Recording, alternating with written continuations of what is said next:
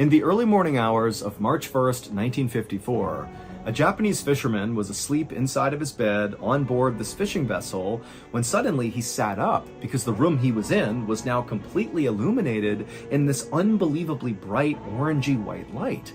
Now, he looked at his watch and saw it was too early for sunrise, and so whatever this light was, it was not the sun. And so this fisherman leapt out of his bed, he ran upstairs to the top deck, and he looked out towards these lights in the sky, and then the lights just vanished. And so for a minute, this fisherman and the rest of the crew were kind of relieved because they're thinking, okay, this seemed bad, whatever it was, but it's gone now. However, March 1st, 1954, a 20-year-old fisherman named Oishi Matashishi finally headed down to his bed on the lower deck of the fishing boat that he worked on, which was called the Lucky Dragon No. 5. Oishi was totally exhausted. He and the other 22 crew members had been working practically around the clock, 18-hour days for the last 6 weeks, trying to catch tuna, but so far, this trip had really been a disaster. They had gotten stranded on sandbars, there had been these terrible storms that had nearly capsized the boat, and then also they had lost a lot of their fishing lines when they got snagged on coral reefs. And so, as a result, their tuna hauls so far had been devastatingly low. And Oishi and the rest of the crew were very aware of this. In fact, Oishi was very worried that he would not bring home enough money to support his family. Back when Oishi was 14 years old, his father, who had been the breadwinner for their family, had been crushed to death when he was repairing a ship. And so now Oishi had stepped into that patriarch role, taking care of his mother and his 5 other siblings. And so Oishi really needed a solid paycheck from this trip, and it wasn't looking like that was going to happen. And so Oishi staggered his way into his small room and he collapsed onto his bed, and as he lay there trying to sleep, he felt the ship gently rocking side to side. The ship, the Lucky Dragon No. 5, was anchored relatively close to the Marshall Islands, which is a strip of islands right about halfway between Hawaii and Australia. But what's unique about the Marshall Islands is they sit over these huge ancient underwater volcanoes. Now, these volcanoes are dormant, but the captain of the Lucky Dragon No. 5 was weary enough about getting too close to these dormant volcanoes in fear they might erupt, that he intentionally kept them about 80 miles or so away from the Marshall Islands. And so eventually, Oishi did drift off to sleep in his bunk, but 5 hours later, Oishi suddenly sat up wide awake because the little room he was in was now completely flooded with this very bright yellowy light. And so Oishi, he's kind of confused. He felt like it was too early for sunrise, and he checked his watch and he saw it was only 6:45 a.m. And so yes, it was too early for sunrise. So whatever this was, it was not the sun. And then when he went to the little porthole window where all this light was coming in, he had to squint his eyes, but he looked outside and he couldn't tell where this light was really coming from or what it was, but he could clearly see it was coming from the west, and the sun rises in the east. So really, whatever this light was, it was not the sun. At the same time, the rest of Oishi's crewmates who were in this room with him, they were also starting to wake up and kind of looking around like, what's going on here? And then without even saying anything, all of them just rushed out of the room and ran upstairs to the top deck to look around and see what was going on. And when they got up there, Oishi looked out towards the west where these lights were up in the sky, and he couldn't really see a clear point of origin. It wasn't like there was an obvious thing creating these lights. It was more like the western sky was just unbelievably bright and yellow and orange, and it seemed like the light was kind of hovering over where the Marshall Islands would be. And so everyone's thinking, is it possible this is a volcano eruption? Is there something else going on here?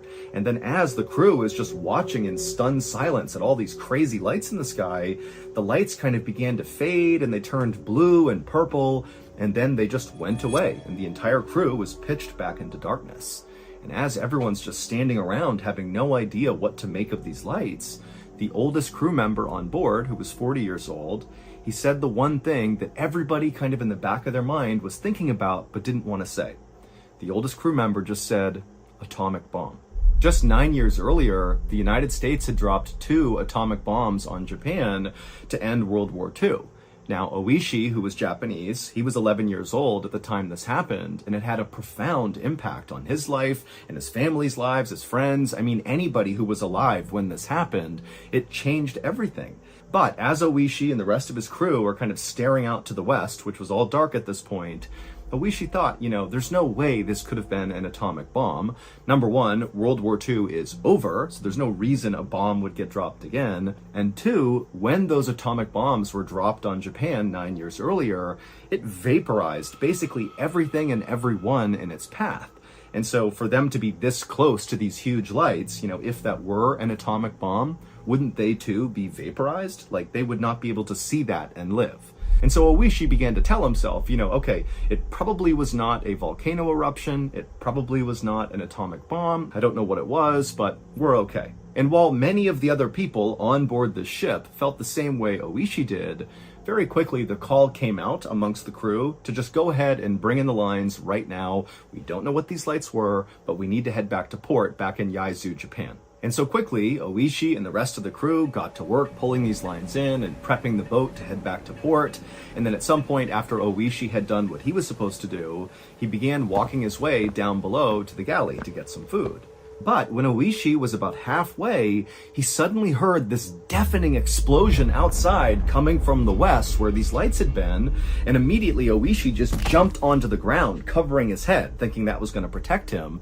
And as he's laying there listening to this unbelievable exploding sound, he's thinking, oh my gosh, one of those volcanoes under the Marshall Islands has indeed erupted. That's what's happening. And any minute now, a giant tsunami wave from this eruption is going to flip us over. We're going to get killed here.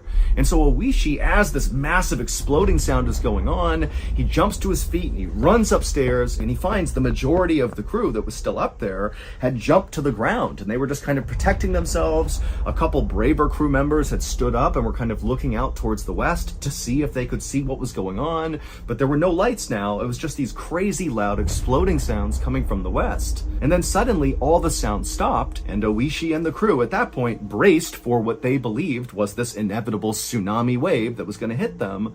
But the weird thing is after the exploding sound stopped, everything was totally calm. In fact, Oishi glanced over the edge of the boat and he saw the water was totally placid, more calm than normal. And after a few more minutes went by and no massive tsunami wiped them all out, the crew was like, what's going on here?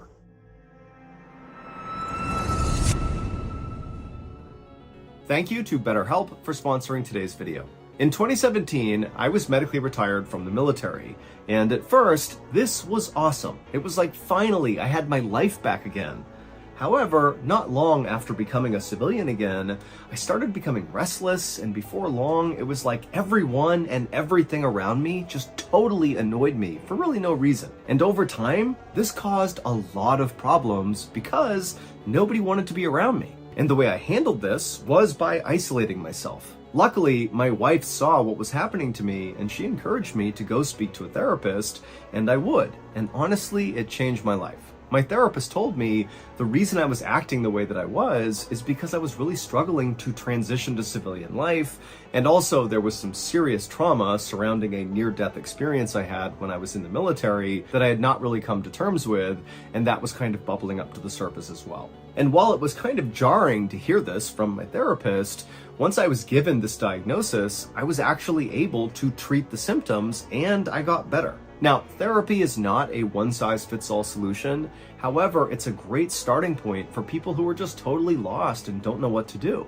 And if that's you, you really should consider giving BetterHelp a try. BetterHelp is a highly reviewed online therapy platform, which means you can get the help you need right from the comfort of your home. Get matched with a BetterHelp therapist after filling out a brief survey online, and then it's up to you how you communicate with your therapist, whether it's via messaging, phone, or video call. Also, you can switch therapists at any time for no additional cost. Go to our sponsor, betterhelp.com/MrBallin for 10% off your first month of therapy with BetterHelp, and get matched with a therapist who will listen and help.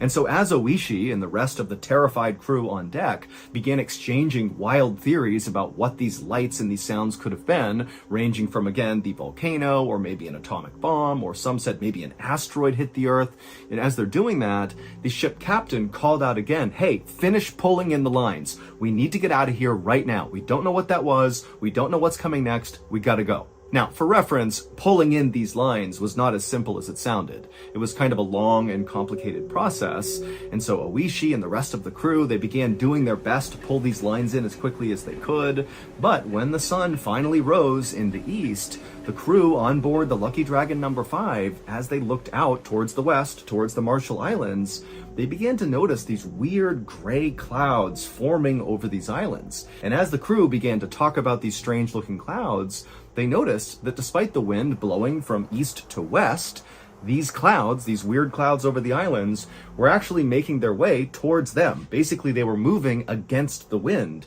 which made no sense. And so as these clouds got closer and closer, the ship captain was screaming at Oishi and the others to hurry up, get these lines in, we gotta go, we don't want to wait for this cloud.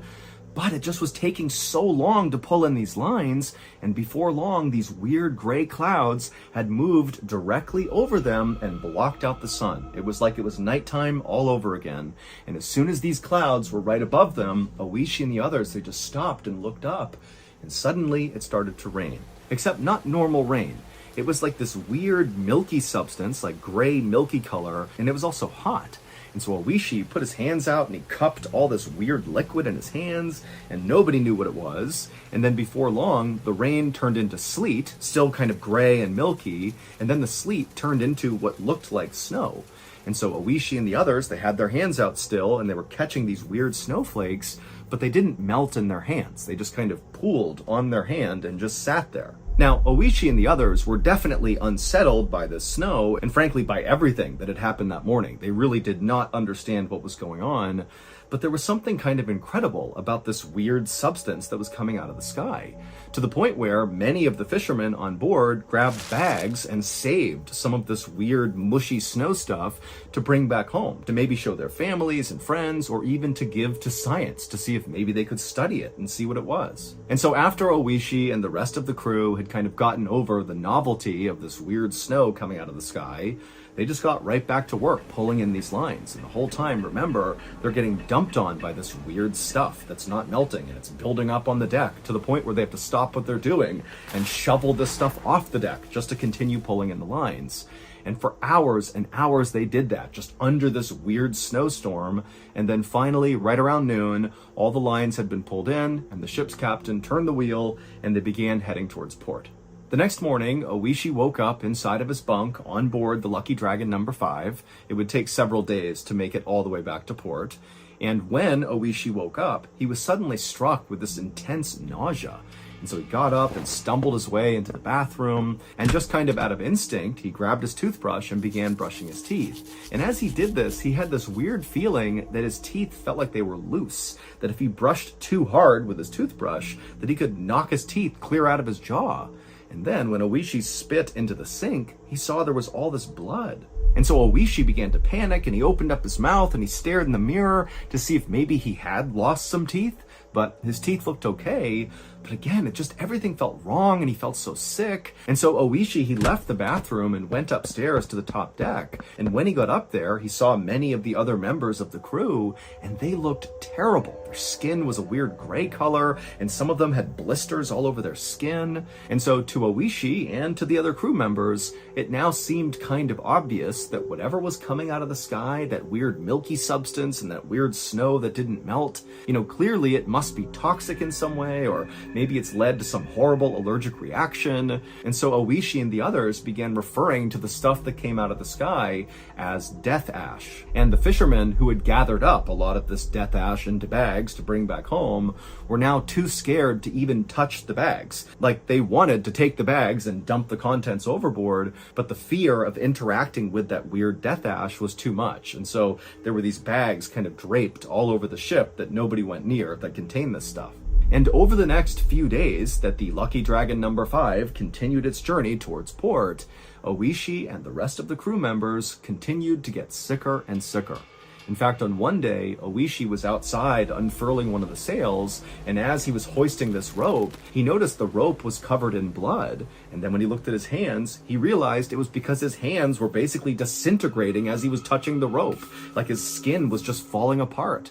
And then in addition to his skin falling off, Oishi's hair began falling out in huge clumps. And he was not alone. Many of the other crew members on board the Lucky Dragon number 5 had the same things going on. It was like everybody was just totally deteriorating, and they all knew it had to be connected to whatever the heck they had heard and seen when there was that explosion and the lights and the stuff raining out of the sky. They didn't know what it was, but it could not be a coincidence. That happened, and now this was happening to them.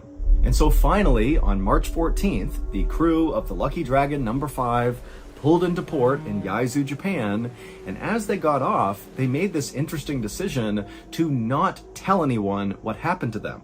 They all had this fear that, if it got out, that people knew what happened to them, that somehow they'd get in trouble. And so they all decided they would treat whatever was happening to them, but they would do it kind of secretly. And so Oishi, as soon as he left the boat, he went straight to the doctor's office, and as best as he could, he tried to kind of discreetly tell the doctor what had happened during this fishing trip.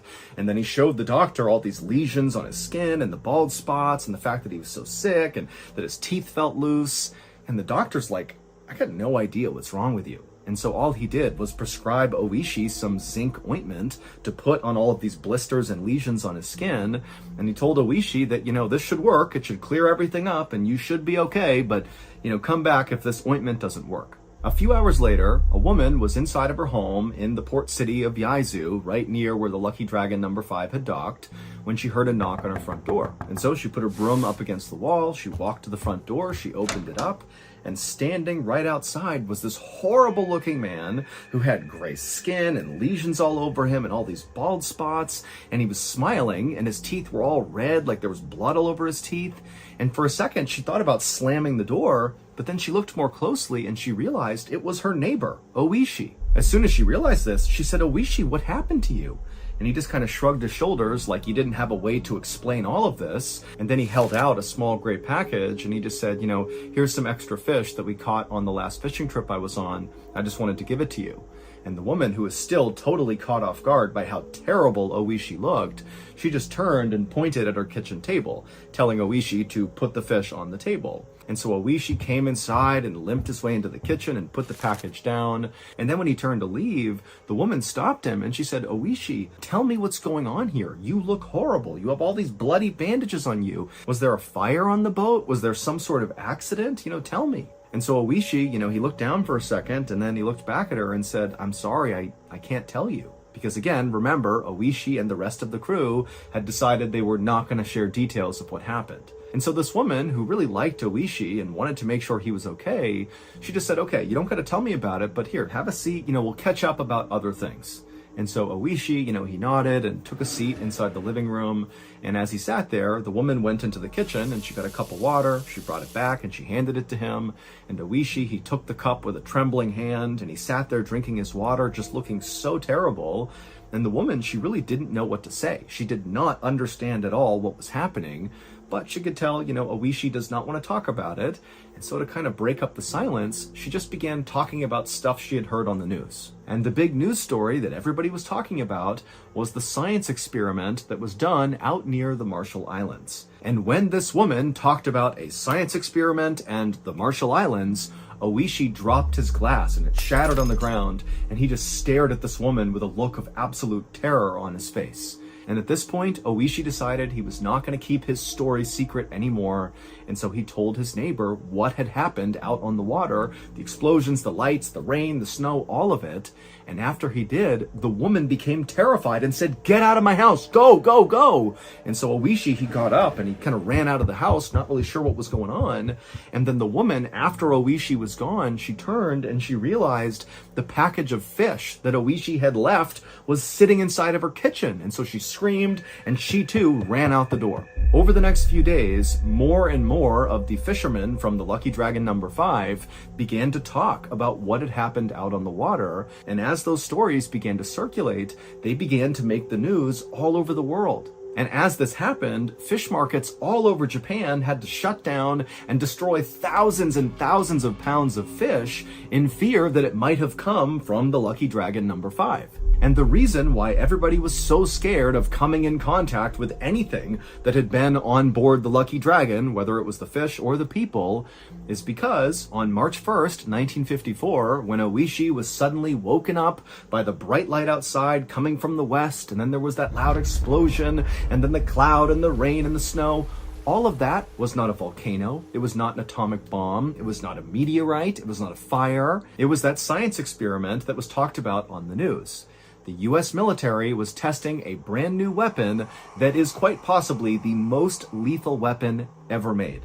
It's called a hydrogen bomb, and for reference, hydrogen bombs are 1,000 times more powerful than atomic bombs. Now, they detonated this hydrogen bomb far away from all of civilization. However, the Lucky Dragon number 5 was just close enough to this explosion that the crew on board the ship became the first humans in history to experience something called fallout, which is when deadly radioactive particles from this explosion get thrown up into the sky from the blast, and then they rain down on you like snow. That weird material they were feeling that they called death ash, that's the fallout. It's all radioactive. And in fact, the actual material itself that was raining down on them was coral reefs. They had basically been liquefied from this hydrogen blast. They got shot up into the sky, and then that's what fell down on them. That's why it wasn't melting. It was coral reefs. And so the reason Oishi and the rest of the crew got so sick and their skin began falling off and their hair began falling off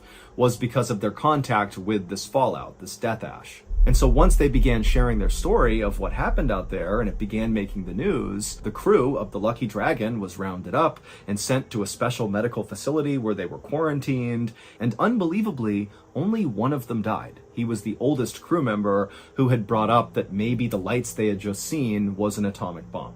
But even though the rest of the crew survived, they would spend the rest of their lives battling strange diseases and cancers, and many of them would become sterilized, and those that weren't, their children often had birth defects. As for Oishi, he gave up being a fisherman and instead became a dry cleaner, but he wound up spending the bulk of the rest of his life being an anti-bomb advocate and author until his death in 2021, when he would pass away at the age of 87.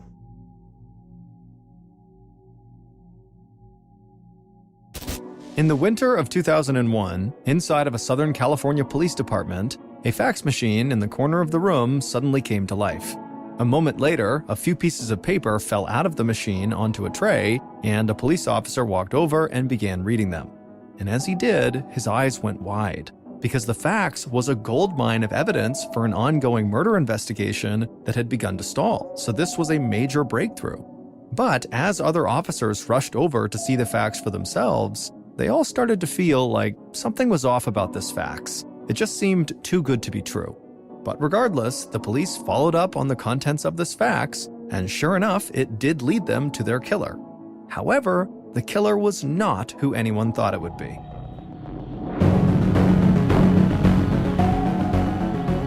So that's going to do it. If you enjoyed today's story, be sure to check out our podcast called the Mr. Ballin Podcast, where we have hundreds more stories just like this one, but many of them are only on the podcast. Again, that podcast is called the Mr. Ballin Podcast, and it's available on Amazon Music.